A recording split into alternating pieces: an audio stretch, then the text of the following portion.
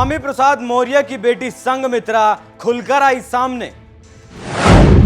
अपने पिता के खिलाफ संघमित्रा ने खोला मोर्चा। लोकसभा चुनाव से पहले दोनों की टक्कर। पिता समाजवादी पार्टी में तो बेटी बीजेपी से सांसद। नमस्कार, एनएमएफ न्यूज देख रहे हैं आप। मैं हूं आपके साथ अभिषेक पुंडीर। राजनीति जो ना कराए, अपनी महत्वाकांक्षा को पंख देने के लिए परिवार का विरोधी हो जाता है, और ऐसा ही एक नजारा यूपी में भी देखने को मिल रहा है। खबरों की माने तो लोकसभा चुनाव से पहले बदायूं से सांसद संघमित्रा ने अपने पिता और समाजवादी पार्टी के महासचिव स्वामी प्रसाद मौर्य के खिलाफ मोर्चा खोल दिया है। क्या कुछ हुआ है, देखिए इस रिपोर्ट में।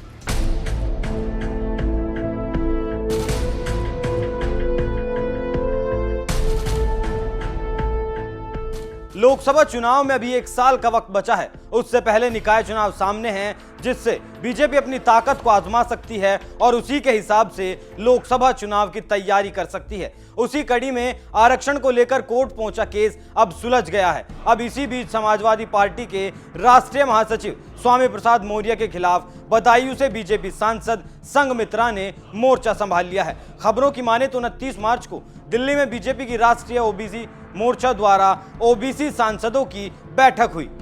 बीजेपी की यह बैठक राष्ट्रीय अध्यक्ष जेपी नड्डा के नेतृत्व में की गई थी।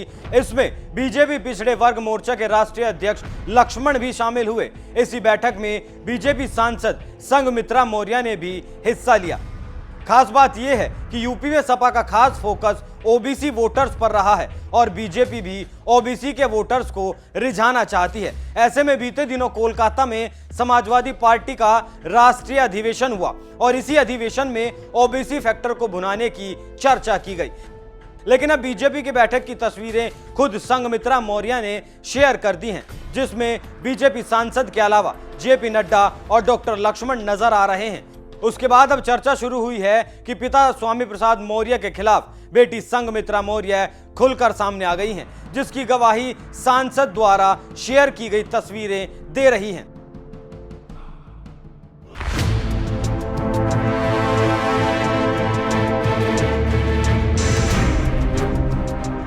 आपको जानकारी होगी कि अभी हाल ही में रामचरितमानस विवाद हुआ था, जिसमें संघमित्रा के पिता स्वामी प्रसाद मौर्य ने मुखर होकर रामचरितमानस पर सवाल उठाए थे और इसको लेकर मोर्चा खोल दिया था। उसके बाद स्वामी प्रसाद मौर्य के साथ बेटी संघमित्रा मौर्य को लेकर तमाम तरह की अटकलें लगाई गई। लेकिन संघमित्रा मौर्य ने दावा करते हुए कहा है, मैं आगामी लोकसभा चुनाव में बीजेपी के टिकट पर बदायूं से लड़ूंगी। बदायूं में हम लगातार बने हुए हैं, लगातार काम कर रहे हैं और बदायूं की जनता एक बार फिर अपनी बेटी को आशीर्वाद देगी। इससे आप समझ सकते हैं कि कैसे पिता पुत्री के बीच तलवारें खिंच चुकी हैं और दोनों एक ही मुद्दे पर आमने सामने हो सकते हैं।